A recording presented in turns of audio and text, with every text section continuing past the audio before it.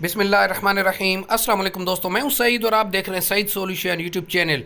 दोस्तों, आज की इस वीडियो में इंतहाई अहम मालूमात आपके साथ शेयर करने जा रहा हूं, ख़ास तौर पर मेरे उन दोस्तों के लिए जो एक सोलर प्लेट लगाते हैं और एमपीपीटी चार्ज कंट्रोलर लगाकर अपनी बैटरी को चार्ज करते हैं और फिर उसी बैटरी से डायरेक्ट लोड या फिर पीडब्ल्यूएम चार्ज कंट्रोलर लगाकर डीसी लोड को चलाते हैं। और उनकी ये ख्वाहिश होती है कि हम एक कार इन्वर्टर लगाकर जो कि 12 वोल्ट से 220 बनाकर देता है, उससे हम अपने डीसी लोड यानी कि रेफ्रिजरेटर और वॉशिंग मशीन को भी चलाएं। तो ये जो तस्वीरें रुक रही हैं, इनके पीछे एक मकसद है जो कि मैं आगे चलकर आपको बताऊंगा कि ये मैंने क्यों इस तरह तस्वीरों को रोका। तो जनाब, बेसिकली ये एक शॉप है जो कि मोबाइल की है और इसकी जो रिक्वायरमेंट थी वो ये है कि जनाब दिन भर एक एसीडीसी फ़ैन और 4 लाइट्स चलती हैं जो कि तकरीबन 100 वाट का लोड बनता है, और शाम को 15 लाइट्स और इसी तरह 100 वाट का और लोड, यानी कि यूँ समझें कि आप 19 से 20 लाइट्स और एक एसी-डीसी फ़ैन जो कि सीलिंग फ़ैन है वो चल रहा था। अच्छा जी, इस वक्त शाम के 5:45 हैं और रिज़ल्ट आपको मैं चेक करवा दूं कि इस वक्त 12.5 वोल्ट पर बैटरी हमारी चार्ज है और इस वक्त ये लोड भी चल रहा है जो कि एक पंखा और 4 लाइट्स हैं, और बैटरी से ये 0 एम्पेयर्स कंजप्शन है, यानी कि इस वक्त अभी तक हमारी बैटरी से ये लोड नहीं चला है क्योंकि सूरज अभी है। तो ये देखें, बहुत ही इम्पोर्टेंट पॉइंट है। अच्छा जी, एक और चीज़ प्लेट के हवाले से थोड़ा सा आपको शेयर कर दूं कि हमने प्लेट को साउथ के बजाय इधर मगरिब की तरफ रखा है। वजह उसकी यह है कि शाम में हमें थोड़ा सा लोड चाहिए था, यानी कि पावर चाहिए थी। सुबह को ये दुकान 11 बजे खुलती है, तो 11 बजे तक ये सूरज यहाँ तक होता है, जिस वजह से हमें लोड की तो ज़रूरत नहीं होती लेकिन बैटरी चार्ज हो जाती है।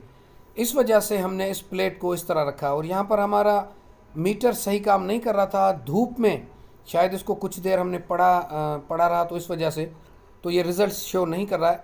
आपकी अगर सुबह की नीड है, शॉप नहीं है कि कोई घर है, तो आप प्लेट को साउथ की तरफ रख सकते हैं जिस तरह के आम तौर पर प्लेटें होती हैं। तो अब आते हैं इन्वर्टर की तरफ जनाब। इस वक्त मैं आपको साथ साथ रिज़ल्ट भी चेक, असल चीज़ है रिज़ल्ट चेक करवाना, ताकि हमें पता चले कि एक सोलर प्लेट पर इतना लोड चल सकता है, तो अगर 2, 3 या 4 सोलर प्लेट्स होंगी तो हम किस तरह मैनेज कर सकते हैं। और इस इन्वर्टर की डेटा शीट के बारे में बताऊंगा आपको।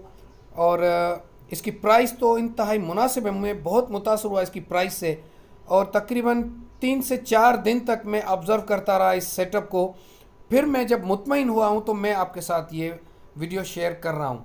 इससे पहले एक वीडियो में शेयर कर चुका हूँ जिसमें मैंने कुछ मालूमात दिए, लेकिन वो यानी कि एमपीपीटी चार्ज कंट्रोलर पे थी, तो वो एमपीपीटी चार्ज कंट्रोलर 2-4 दिन के बाद ख़राब हो गया।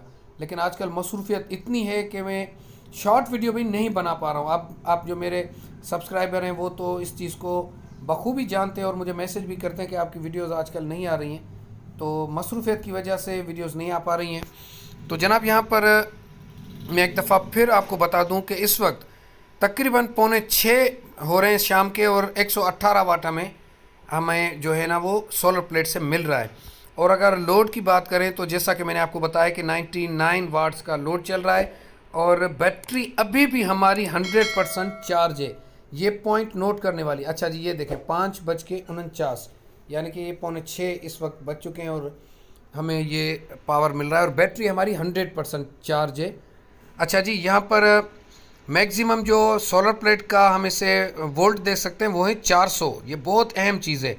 और मिनिमम जो इसकी एमपीपीटी रेंज है वो है जनाब 30, यानी कि एक सोलर प्लेट के 50 वोल्ट होते हैं, तो एक सोलर प्लेट भी यहाँ पर काम कर जाएगी, जो कि मतलब आपने अभी देखा कि एक सोलर प्लेट लगी हुई है। बाद में इस पर हम दूसरी भी प्लेट लगा देंगे अगर हमने ज़रूरत महसूस की तो यहाँ पर देखें, इसकी वोल्टेज रेंज जो एमपीपीटी की है वो है 30 वोल्ट से लेकर 400 वीटीसी तक है, यानी कि 2 से 3 प्लेट, 4 प्लेट भी आप इसके साथ लगा सकते हैं, लेकिन 3 प्लेट इसके साथ लगाना मुनासिब रहेगा। और 1600 वाट आउटपुट आप इससे लोड ले सकते हैं, यानी कि इन्वर्टर, रेफ्रिजरेटर, वॉशिंग मशीन, अगर हल्की मोटर है तो वो भी आप उस पर चला सकते हैं, कोई 500 वाट वाली, तो वो भी आप सारी चीज़ें बंद कर कर इस पर चला सकते हैं। और अगर वारंटी की बात करें तो साकू के इस इन्वर्टर की 5 साल यानी कि 2+3 ईयर्स वारंटी है। एक एमपीपीटी चार्ज कंट्रोलर जिसकी 1 साल वारंटी है, तो वो जनाब हमें 28-29 हज़ार उसकी कीमत है, और वो हमें 32-33 हज़ार में ब्लैक पर मिल रहा है। और उसके बजाय अगर हम ये इन्वर्टर लगाते हैं तो 5 साल वारंटी, आप 5 साल को छोड़ दें, आप सिर्फ 2 साल की वारंटी लगा दें, जो कि हमें मतलब प्रोडक्ट की वारंटी मिलती है, तो वो भी बहुत ज़्यादा है। और अगर प्राइस की बात करें तो इस इन्वर्टर की प्राइस है जनाब सिर्फ 55,000 रुपये 2 साल वारंटी में।